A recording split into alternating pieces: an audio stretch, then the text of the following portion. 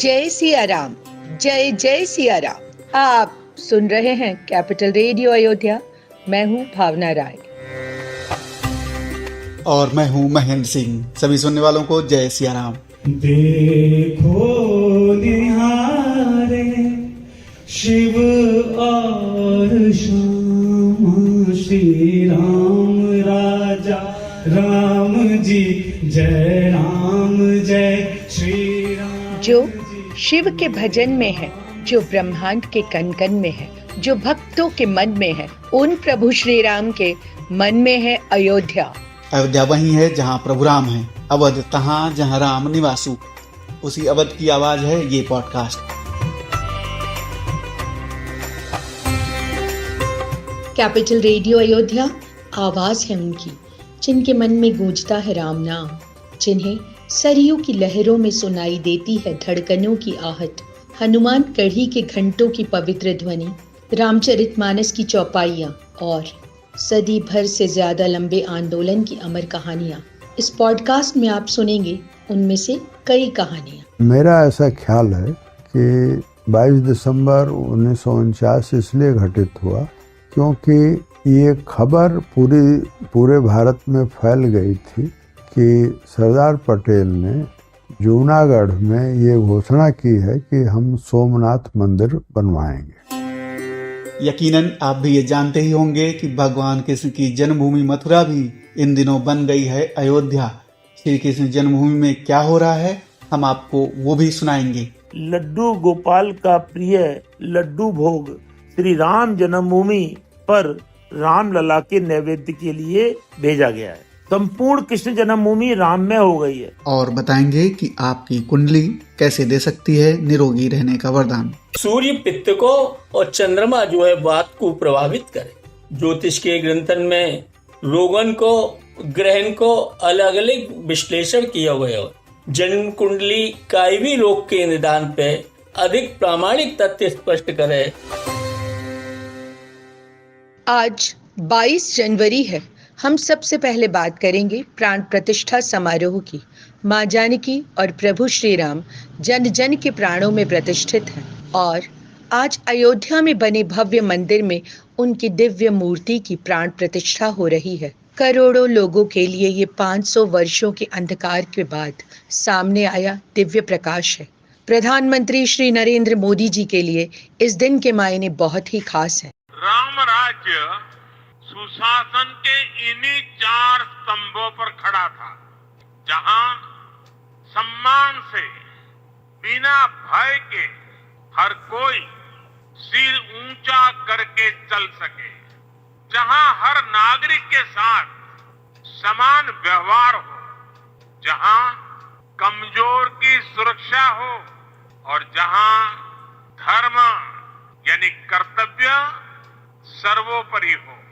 आज 21वीं सदी के आपके आधुनिक संस्थान के 4 सबसे बड़े ध्येय यही तो है। प्रभु श्री राम की जितनी प्रतीक्षा खास कहे जाने वाले लोगों को है, उतनी ही आतुरता से इंतजार वो आम जन भी कर रहे हैं, जो भगवान को सबसे ज्यादा प्रिय है, यानी अवधवासी श्री ब्रजनानंदन जी ने अपने अनुभव कैपिटल रेडियो अयोध्या के साथ साझा किए। हम लोग का एक परम सौभाग्य है, ये भगवान राम का आशीर्वाद है, हनुमान की कृपा है कि हम लोग इसके साक्षी हो रहे हैं। और इस समय अयोध्या बिल्कुल राममय है। कलयुग जी के घाट से लेकर नंदीग्राम तक, नंदीग्राम से लेकर गोपाल घाट तक जहाँ राम जी ने समाधि लिया था, और दशरथ समाधि स्थल सब राममय है। ऐसा लग रहा है कि अभी हम लोग मतलब कि धरती पे नहीं है, हम लोग किसी बैकुंठ में हैं। जिधर देखो जय श्री राम, जिधर देखो सीताराम, जिधर देखो बड़े बड़े संत महात्मा, क्या क्या नहीं आ रहा है। कभी सीता जी के यहाँ से कुछ आ रहा है जनकपुर से, कभी कहीं से बड़ा वो 108 फीट लंबा अगरबत्ती आ रहा है, विदेशों से फूल लाए जा रहे हैं। इतना सजा हुआ है कि मैं क्या बताऊं। अगर वीडियो रहता तो मैं आपको दिखाता। यहाँ जगह जगह भगवान की कथाएं चल रही है ना। लाखों श्रद्धालु कथा सुन रहे हैं। कुछ दृश्य और कुछ पल ऐसे होते हैं जिनको बस अनुभव किया जा सकता है, उसके लिए शब्द नहीं होते हैं। तो अयोध्या इस समय इतना दिव्य हो चुका है जो कभी ऐसा हम लोगों ने स्वप्न में भी नहीं सोचा था कि एक ऐसा समय भी आएगा। ये है कैपिटल रेडियो अयोध्या। इस पॉडकास्ट में आगे अभी बहुत कुछ बाकी है। आप हमें फेसबुक, यूट्यूब और ट्विटर के साथ पॉडकास्ट के कई दूसरे प्लेटफॉर्म पर भी सुन सकते हैं। इस पॉडकास्ट को लेकर आप कोई फीडबैक देना चाहें या हमें अपने सुझाव देना चाहें तो capitalradioayodhya@gmail.com पर मेल कर सकते हैं। जैसा हमने पहले कहा था, आज पूरा विश्व अयोध्या बन गया है। मथुरा तो बिल्कुल अवध में रूपांतरित हो गई है। श्री कृष्ण जन्मभूमि पर क्या हो रहा है, ये साझा कर रहे हैं श्री कृष्ण जन्मस्थान सेवा संस्थान के सचिव श्री कपिल शर्मा। रेडियो अयोध्या के श्रोताओं को श्री रामलला प्राण प्रतिष्ठा महोत्सव की हार्दिक शुभकामनाएं, मंगल कामनाएं।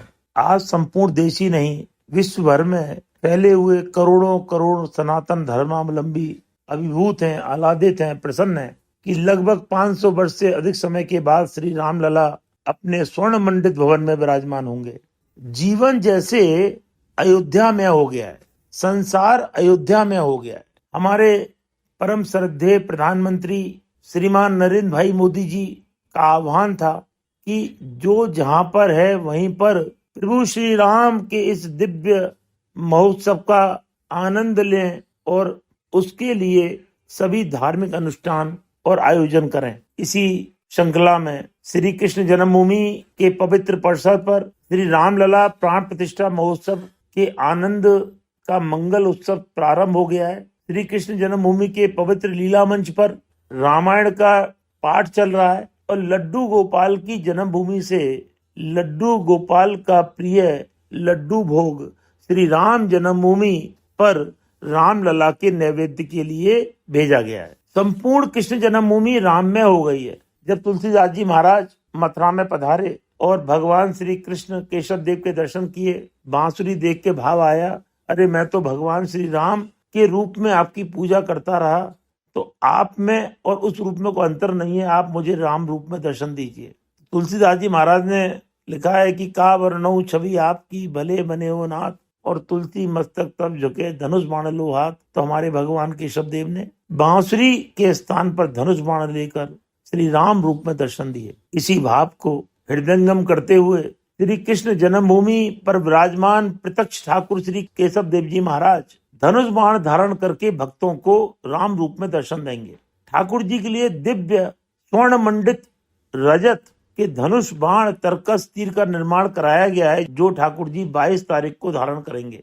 प्रथम बार होगा कि जो करोड़ों करोड़ श्रद्धालु श्री कृष्ण जन्माष्टमी और अन्य पर्वों पर और नित्य प्रति भागवत भवन में विराजित श्री राधा कृष्ण युगल सरकार के दर्शन करते हैं, 22 तारीख को श्री राधा कृष्ण युगल सरकार श्री राम और श्री सीता के रूप में भक्तों को दर्शन देंगे।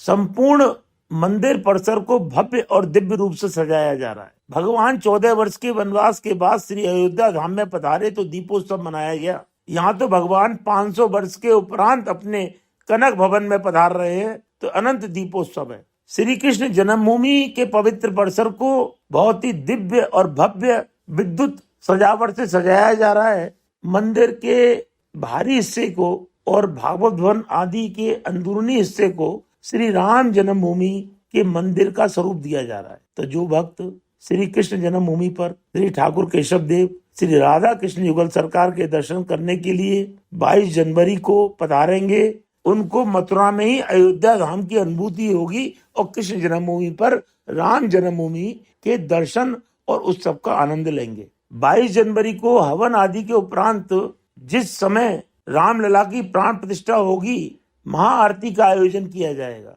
तदुपरांत दिव्य भजन संध्या का आयोजन किया गया। सायकाल लगभग 5 बजे श्री कृष्ण जन्मभूमि के संपूर्ण परिसर में बहुत ही बृहद मात्रा में दीपोत्सव का आयोजन किया गया। अभी से श्री कृष्ण जन्मभूमि परिसर और जन्मभूमि परिसर के बाहर का क्षेत्र राममय हो गया है। केसरिया झंडों से अटा पड़ा है मथुरा। लड्डू गोपाल की जन्मभूमि से श्री रामलला के नैवेद्य के लिए लड्डू प्रसाद को भेजा गया है। वही लड्डू प्रसाद भगवान श्री कृष्ण की जन्मभूमि पर पधारने वाले भक्तों को भी प्राप्त होगा। हलवा, पूड़ी, खीर आदि का बृहद भंडारे का भी आयोजन किया गया है। हमें विश्वास है कि अयोध्या और मथुरा में कोई अंतर नहीं है। उस दिन मथुरा का आनंद भी अयोध्या जैसा ही होगा। भगवान श्री कृष्ण पूर्णावतार हैं, पूर्णावतार, प्रेमावतार, रसावतार कृष्ण।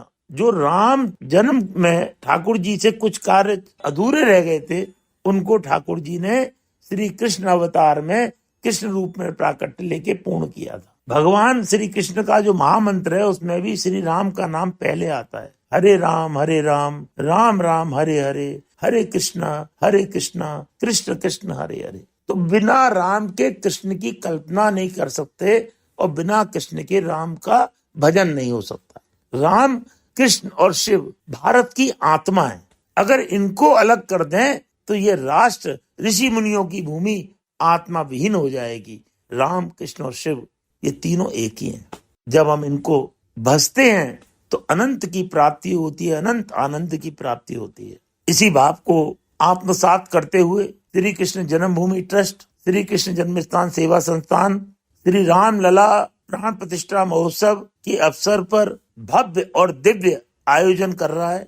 पुनः सनातन धर्मावलंबियों, रेडियो अयोध्या के श्रोताओं को रामलला प्राण प्रतिष्ठा महोत्सव की अशेष शुभकामनाएं, मंगल कामनाएं, बधाई। हम जहां पर हैं, जिस अवस्था में हैं, जिस स्थान पर हैं, वहां पर अयोध्या का ध्यान करें, श्री रामलला का ध्यान करें। उन हजारों लाखों हमारे पूर्वजों ने, जिन्होंने राम जन्मभूमि, कृष्ण जन्मभूमि, काशी विश्वनाथ के लिए बलिदान दिया, उनके बलिदान की सफलता आज हम श्री राम लला की जन्मभूमि पर स्वर्ण मंडित दिव्य मंदिर के रूप में देख रहे हैं। जय श्री कृष्ण। अयोध्या धर्म की नगरी है, अयोध्या सत्य की भी नगरी है, अयोध्या तप, त्याग, समर्पण और वचनबद्धता की भी नगरी है। अयोध्या तो आंदोलन की भी नगरी है। हालिया अतीत में आप अयोध्या को इन आंदोलनों से अलग करके नहीं देख सकते। हम आपके लिए खोलेंगे इस अतीत का वो झरोखा, ताकि आप झांकें और देखें वो सारी तस्वीरें, जिनमें से कुछ शायद कभी आपके सामने आई भी हों और कुछ शायद कभी ना भी आई हों। इस कहानी के सबसे अहम अध्याय की बात कर रहे हैं, वो महान व्यक्तित्व जिनकी आवाज़ को सबसे प्रामाणिक माना जाता है, जो पत्रकारिता के हस्ताक्षर हैं, जिन्होंने अयोध्या आंदोलन के एक बड़े हिस्से में हर घटना को बहुत करीब से देखा, बारीक नज़र रखी। उनकी समीक्षात्मक राय से कई लोगों को अपना मानस बनाने में भी मदद मिली। सुनिए ये खास कहानी श्री राम बहादुर राय साहब से। अयोध्या आंदोलन मेरा ख्याल है कि हमेशा रहा है। तो समय समय पर लोग कोशिश करते रहे हैं कि राम जन्म स्थान हमको वापस मिले और वहाँ मंदिर बनाए।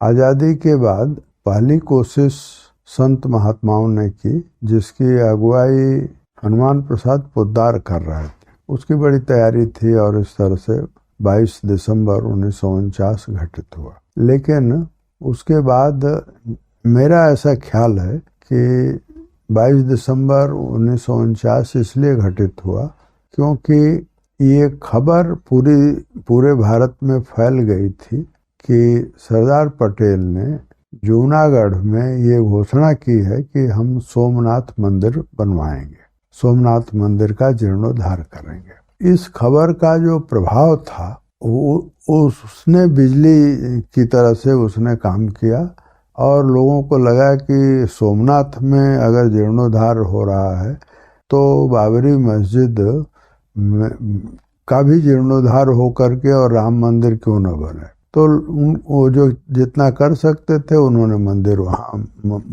मंदिर अपने हिसाब से बना दिया।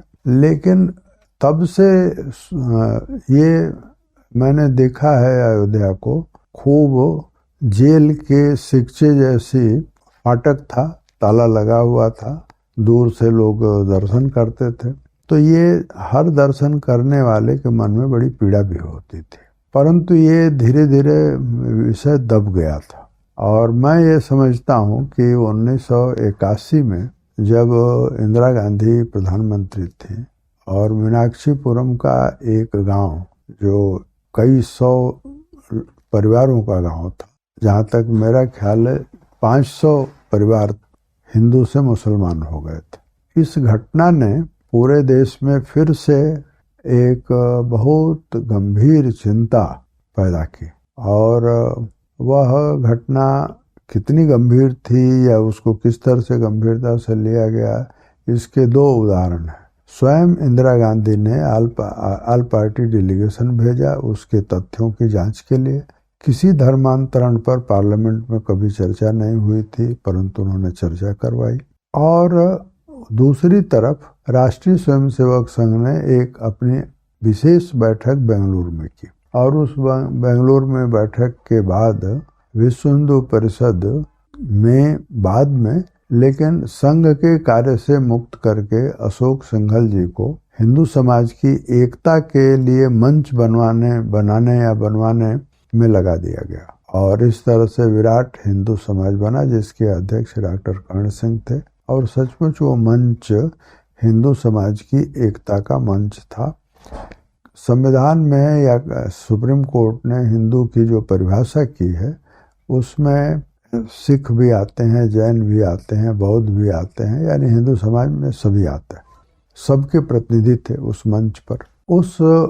उस मंच को का काम 1-2 साल में जल्दी ही समाप्त हो गया, क्योंकि इस तरह के मंच कोई स्थायी महत्व के होते भी नहीं हैं। उसी मंच से कहना चाहिए कि बाबरी मस्जिद, राम जन्मभूमि का सवाल उठा।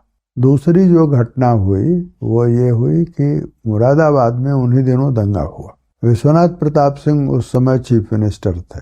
मुझे विश्वनाथ प्रताप सिंह ने भी इस बारे में कुछ बताया है, जो उनकी जीवनी में मैंने लिखा था।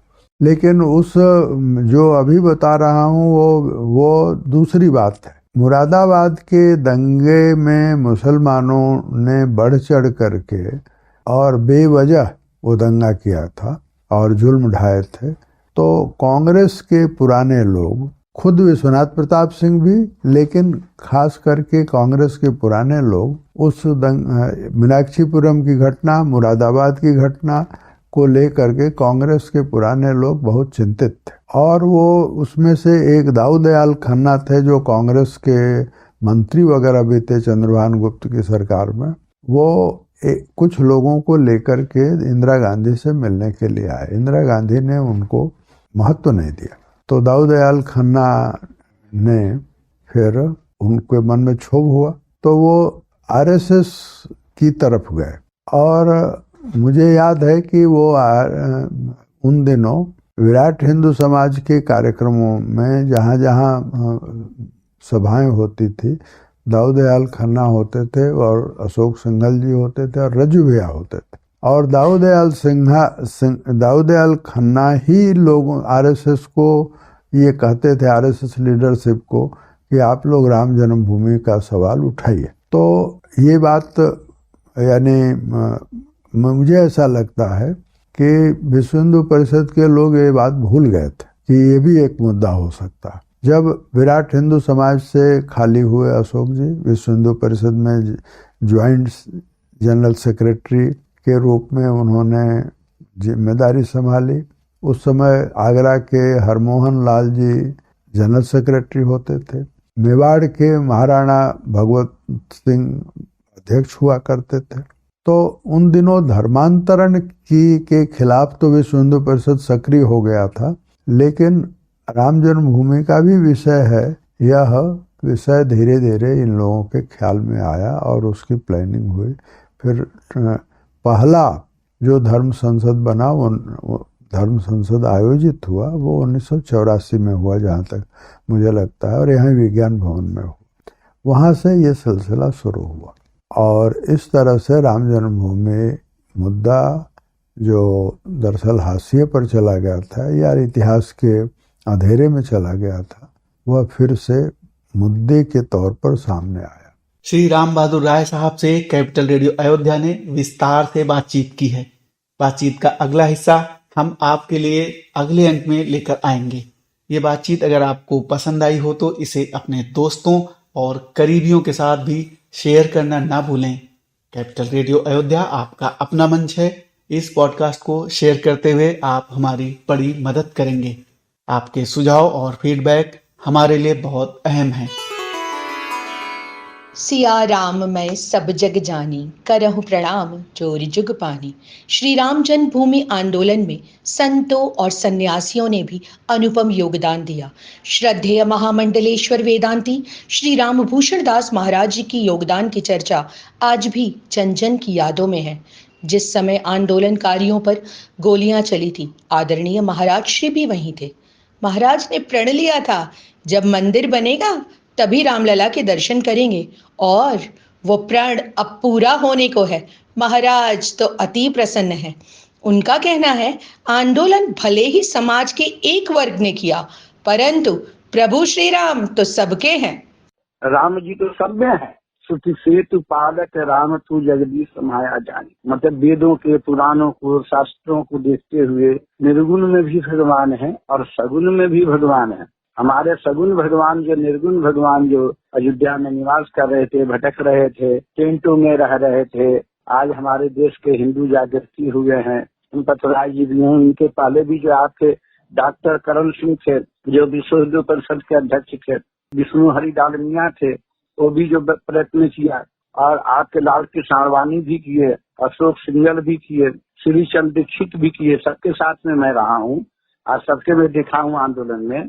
1990 में हमको भी गोली लगी थी 31 अक्टूबर में। तो कहने का तात्पर्य है कि राम जी आज आ रहे हैं, तो हम तो संकल्प ही किए थे कि जब तक राम जी नहीं आएंगे तब तक अयोध्या में मैं आकर के राम जी का दर्शन नहीं करूँ। तो मैं तो दर्शन नहीं किया। अब राम जी जो आ रहे हैं 5 वर्ष के, जो बंद कर करके पौष्टिक रूप में आ रहे हैं, और लोक कल्याण के लिए जो लोग जितने भी हैं, हमारे सामाजिक कार्यकर्ता, विश्व हिंदू परिषद है, बजरंग दल है, दुर्गा वाहिनी है, या जो भी अपने जो है भारत के सभी नागरिक जो सहयोग कर रहे हैं, चाहे हिंदू हो, चाहे मुसलमान हो, या सिख हो या ईसाई हो, सब जो मतलब राम जी के अंतरिक्ष में है, राम जी सबके अंदर में है। आज वही प्रेरणा से हमारे राज सत्ता भी जो लगे हुए हैं, धर्म सत्ता भी लगे हुए हैं, धर्माचार्य भी लगे हुए हैं, राज्य के मंत्रिमंडल के जो लोग लगे हुए हैं, मोदी जी लगे हैं, योगी जी लगे हैं, अनंत सब लोग लगे हैं। कांग्रेस पार्टी के जो है अजय राय भी जो कल दर्शन करने गए, बड़े खुशी की बात है। तो सभी पार्टियां भी जो धीरे धीरे विरोध भी करे तो कोई बात नहीं, ये भी राम की भक्ति है। प्राप्त ब्रह्म रूपे में प्राप्त आत्मना प्राप्त पायो फलम प्राप्ति विरोधक।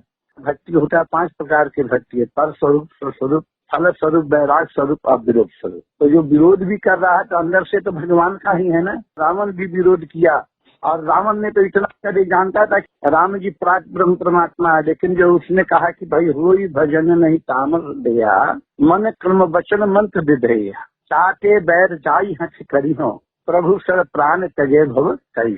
तो रावण के भी मन में भगवान के प्रति जो है श्रद्धा थी, भगवान के बुलाना चाहता था। तो सत्य है और सत्य को कभी झुटलाया नहीं जा सकता है। और भगवान राम जी जैसा कोई नेता नहीं हुआ राष्ट्र में। जैसे राम जी ने जो एक बंदर भालुओं को सेना बनाया, इतने दयालु राम जी थे कि राम बहानु कपि कटक बटोरा सेत विलम्ब कीन नहीं छोड़ा। आज 500 वर्ष से जो है कितने संघर्ष लोग हुए, रामदास जी, अभिराम दास जी, कितने लोग बेचारे मर गए, और संत लोग अपने को जो आहुति किए धर्म के प्रति, भगत लोग भी कितने समाप्त हो गए। और उसके बाद उनके आत्मा ऊपर से बोल रहा था। अवैधनाथ जी, इनके जो आपके गुरु महाराज है, जो हमारे यहाँ के मुख्यमंत्री हैं, इनके जो आपके दिग्विजयनाथ जी थे, दादा गुरु जी, वो सब समाप्त हो गए। और जो हमारे यहाँ परमहंस जी थे, वो भी जो मतलब आपके रामचंद्र दास जी, अनन्यानंद जितने भी हैं, बहुत संख्या साधु भी गए और नेता भी बहुत चले गए। तो कोई ऐसी बात नहीं कि राम जी सिर्फ हिंदू के हैं। कोई कहता है तो गलत कहता है, वो अपने स्वार्थ में कहता है। अगर राम जी हिंदू के होते तो कबीरदास क्यों बोलते? कबीरदास तो मुसलमान थे। कबीरदास जी खुद ही ने बोले कि प्राण राम जब निकसन लागे, उलट गई ये दोनों पुतरियां, भीतर से बाहर जब आए तो छूट गई ये महल तरियां, कहते कबीर सुनो भाई साधु, संग चलिए के सूखी लकड़ियां, देह जले जस दाह की नाई, बाल जले सुखी घासा, आ सोने ऐसो काया जज गए देख कबीर तमाशा। रसखान भी कृष्ण के प्रति जो है अपने भावों को दर्शाया ब्रज में। तो राम कृष्ण में कोई अंतर नहीं है, वही राम है, राम कृष्णमय जगत। तो राम जी का जैसे उद्धार हुआ वैसे कृष्ण जी का भी उद्धार होना चाहिए। गोस्वामी तुलसीदास जी ने स्पष्ट रूप कहा कि जहाँ राम तहाँ अवध निवास, और जहाँ संत तहाँ तीर्थवास। महामंडलेश्वर वेदांती श्री रामभूषण दास जी महाराज की बातों को जन जन तक पहुंचाने में आप भी योगदान दे सकते हैं। अनुरोध है कि आप इस पॉडकास्ट को दोस्तों और करीबियों के साथ शेयर कीजिए और उनसे सुनने के लिए आग्रह कीजिए। और अब बात उन तारों सितारों की जो आपके तन और मन को पुष्ट और तंदुरुस्त रखते हैं। जी हाँ, कैपिटल रेडियो अयोध्या के इस हिस्से में होगी आरोग्य ज्योतिष की बात। भारत के जाने माने ज्योतिषी पंडित श्रीकांत शास्त्री इंदुराजा से जानिए अपने आप को और अपने प्रियजनों को हमेशा तंदुरुस्त रखने का आसान उपाय। प्रिय बंधुओं, करी गोपाल की सब हुई, अप्रत्यक्षाणि शास्त्राणि विवादस्तेषु केवलम, प्रत्यक्षम ज्योतिषम शास्त्रम चंद्रार्कौ यत्र साक्षणो। हमारे सनातन धर्म में 6 शास्त्रों को प्रधान रूप से वर्णन मिले, जिनके अंग है कि नहीं है वो 18 विद्यान के रूप में परिवर्तित है जाए। तो लिखा गया है अप्रत्यक्षाणि शास्त्राणि, जितने भी शास्त्र हैं वो सब अप्रत्यक्ष रूप से हैं। विवादस्तेषु केवलम, केवल एक दूसरे में खंडन और मंडन के रूप में जो है वर्णन मिले, लेकिन इनमें प्रत्यक्षम ज्योतिषम शास्त्रम, ज्योतिष शास्त्र एक प्रत्यक्ष शास्त्र है, जाको के प्रमाण आज भी चंद्रार्कौ यत्र साक्षणो, सूर्य और चंद्रमा जाके साक्षी हैं। ज्योतिष की गणना के आधार पर ही सूर्य और चंद्र को उदय अस्त हुए। अस्तु, यही विषय में ज्योतिष के द्वारा रोग को निदान एवं निराकरण, हमारे प्राचीन शास्त्रन में औषध विज्ञान संबंधी ज्योतिर्विद्या को वर्णन मिले। सौर मंडल में ग्रहण की गतिविधि, जिनमें हमारी पृथ्वी भी शामिल है, और हमारी शारीरिक, मानसिक तथा भावनात्मक गतिविधि में एक पद समानता है। ज्योतिष और ग्रहण की गतिविधि के अनुरूप रोगन को निदान निश्चय रूप से किया जा सके। जैसे समुद्र से उठने वाले ज्वार को संबंध चंद्रमा और सूर्य की गतिविधि के संग में है। जब सूर्य और चंद्रमा एक दूसरे से समकोणिक हो में तब समुद्र में लघु ज्वार आवे, और जब एक दूसरे से 180 अंश के डिग्री को कोण बना में तो समुद्र में बृहद ज्वार आवे। सूर्य और चंद्र के ये ज्योमितीय स्थिति समुद्र के जल, पृथ्वी के सभी द्रवन को चाहे वनस्पति में हो या पशु पक्षी में प्रभावित करें। सूर्य चंद्र आकाश में शुक्ल पक्ष की अष्टमी को एक दूसरे से 90 डिग्री के अंश पे स्थित हो में और सभी द्रवन के आकर्षण को कम कर दे में। वैशेषिक ज्योतिष मेडिकल एस्ट्रोलॉजी के अनुसार शुक्ल पक्ष में सभी रोग, विशेष रूप से चर्म रोग है, पागलपन है, मिर्गी है, एक तरह को प्रचंड रूप धारण कर ले। यही को कारण है कि सूर्य चंद्र आकाश में एक दूसरे के समीप हों तब वे वायुमंडल में व्याप्त सभी गैस के कणों को आकर्षित करें और उनको प्रभाव हम सभी के ऊपर पड़े। शरीर की अनेक कोशिकाएं जब शुक्ल पक्ष में चंद्र के प्रभाव को अपने ऊपर क्रियान्वित होते हुए प्रकट करें और चंद्र और सूर्य के प्रभाव को निरीक्षण करने के बाद पाश्चात्य डॉक्टर वैज्ञानिकन ने अप्रत्यक्ष रूप से ज्योतिष की धारणा की पुष्टि की नहीं है कि ग्रहण की शक्ति को अलग अलग क्षेत्र में अलग अलग तरह का प्रभाव हुए। प्राचीन समय से ही भारत में ज्योतिष विद्या और आयुर्वेद, औषध विज्ञान, इनमें परस्पर संबंध है, किंतु भारत में एलोपैथी के प्रवेश के बाद ज्योतिषीय रोग परीक्षण और निरीक्षण की पद्धति जो है समाप्त है गई।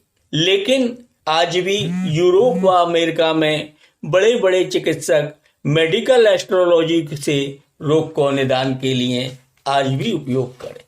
प्राचीन और प्रसिद्ध सिद्धांत त्रिदोष अर्थात वात, पित्त और कफ, इन तीनों के दोषण को विचार किया जाए।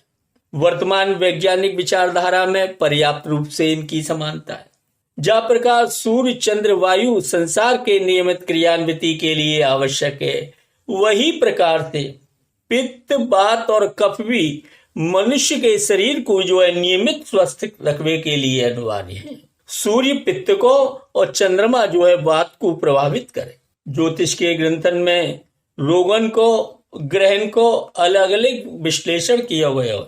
जन्म कुंडली काई भी रोग के निदान पे अधिक प्रामाणिक तथ्य स्पष्ट करे जबकि रोग निदान तो रोगी की काऊ एक विशेष दशा में ही संभव हुए, लेकिन कुंडली से वह को मनोवैज्ञानिक स्पष्टीकरण है। या चिकित्सा विज्ञान ने वैज्ञानिक यंत्रण के द्वारा जैसे एक्सरे, रक्त परीक्षण, रक्तचाप परीक्षण आज से निस्संदेह निदान की दिशा में सुधार भयो, परंतु काऊ भी बीमारी की शुरुआत और वह के मनोवैज्ञानिक व्यक्तित्व, स्वभाव और अंग रचनान के विश्लेषण पर आधारित हो।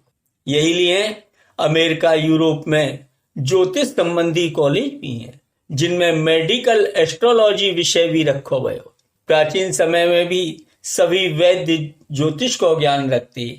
आज भी अमेरिका में अनेक डॉक्टर रोग निदान में ज्योतिष का उपयोग करें और रोग निदान के लिए ज्योतिष विज्ञान जो है वो सबसे उपयोगी मानो गयो है।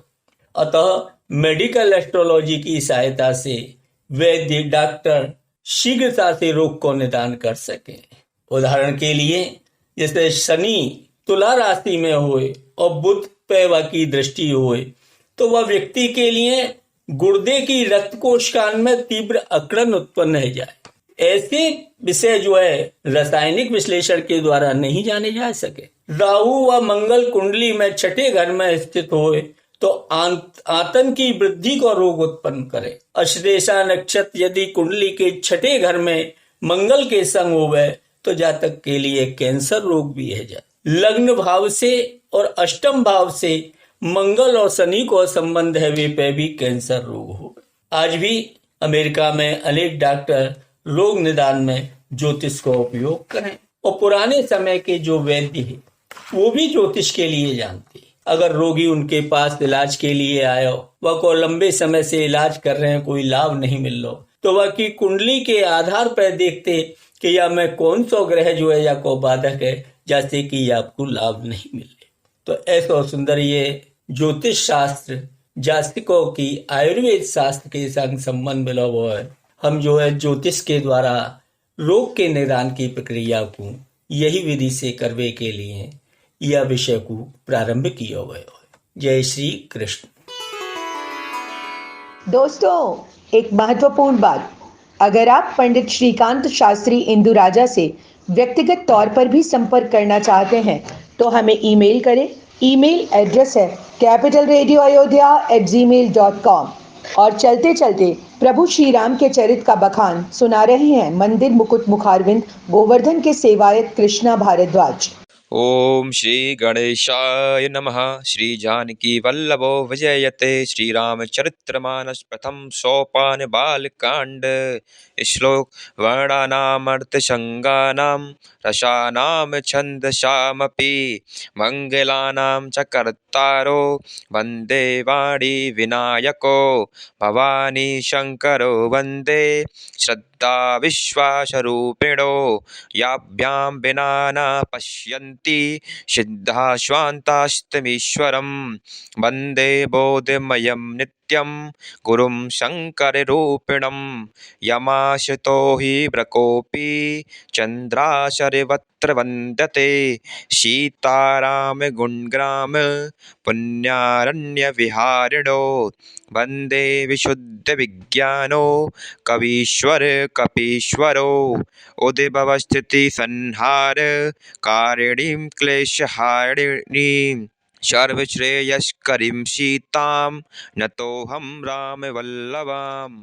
यन्मायावशवर्ती विश्वमखिलं ब्रह्मादिदेवेश्वरा यत् शत्वादमृषे विभाति शकिलं रज्जो यथा हेर्ब्रमा यत् पादप्लवमेकमेवायि भवाम्भोधस्थिति बतां वन्देऽहं तमशेषकारणं परं रामाख्यमीशं हरिं नानापुराणनिगमागम सम्मतं यद् रामायणे निगदितं क्वचिदयन्तोऽपि स्वान्ताशोकाय तुलसी रघुनाथ गाथा वासानि वन्दमतिमञ्जुलमातनोति जो सुमरत क्षति होई गणनायक कर वीर वदन करौ अनुग्रह सोहि बुद्धि राशि शुभ गुण सदन मोक्ष होई होई बाचाल पंगु चढ़ई गिरिवर गहन जाशु कृपाशो दयाल द्रवऊ सकल कलिमल दहन नील सरोरुहा श्याम तरुण अरुण बाल जनयन करौ सोमम उर धाम सदा क्षीर सागर शयन कुंद इंदु मम देह उमा रमन करुणा अयन जाहि दीन पर नेह करौ कृपा मर्दनमयन बंदौ गुरुपद कंज कृपा सिंधु नर रूप हरि माया मोह तम पुंज जासु बचन रवि कर निकर बंदौ गुरुपद पदम परागा सुरुचि शोभाच सरस अनुरागा अमिया मूरी मया चूरन चारु समन सकल भव रुज परिवारु सुकृति संभूतन विमल विभूति मंजुल मंगल मोद प्रसूति जन मन मंजु मुकुर मल हरनी किए तिलक गुण गण बस करनी श्री गुर पद नख मणि गण ज्योति सुमरत दिव्य दृष्टि है होती दलन मोहतम सो सप्रकाशु भड़े भाग और आवई जासु उगरई विमल बिलोचन ही के मिटई दोष दुख भव रजनी के सुजय राम चरित्र चरित मणि मानिक गुप्त प्रकट जय जो जहि खानिक जथा सो अंजन अंज दृग साधक से दे सो जान कौतुक देखत शैलवन भूतल भूरि निदान सियावर राम जय जय राम मेरे प्रभु राम राजा राम मंगल भवन अमंगल हारी द्रवौ सुदशरथ अजिर बिहारी दीन दयाल बिरदु संभारी हरहु नाथ मम संकट भारी कवन सो काज कठिन जग माही जो नहीं होय तात तुम पाही सिया राम जय जय राम मेरे प्रभु राम करो कल्याण गुरुपद रज मृदु मंजुल अंजन नयन अमिया दृग दोष विभंजन ते ही करी विमल विवेक विलोचन बरे नौ राम चरित भव मोचन बंदौ प्रथम महेश्वर चरना मोह जनित संशय सब हरना सुजन समाज सकल गुण खानी करो प्रणाम सब प्रेम शोभानी करो प्रणाम सब प्रेम शोभानी साधु चरित प्रभु चरित कृपाशु निरस विशद गुण में फल जाशु जो सही दुख परिच्छिद्र दुरावा बंदनीय जय जग जस पावा। कैपिटल रेडियो अयोध्या के इस अंक में इतना ही। आपको ये पॉडकास्ट कैसा लगा कमेंट करके हमें जरूर बताएं। अपने सुझाव और फीडबैक हमें ईमेल करें। ईमेल का पता है capitalradioayodhya@gmail.com। अगर आप ये पॉडकास्ट अपने दोस्तों और करीबियों के साथ शेयर करेंगे तो हमें बड़ी खुशी होगी। अगली मुलाकात तक जय सिया राम।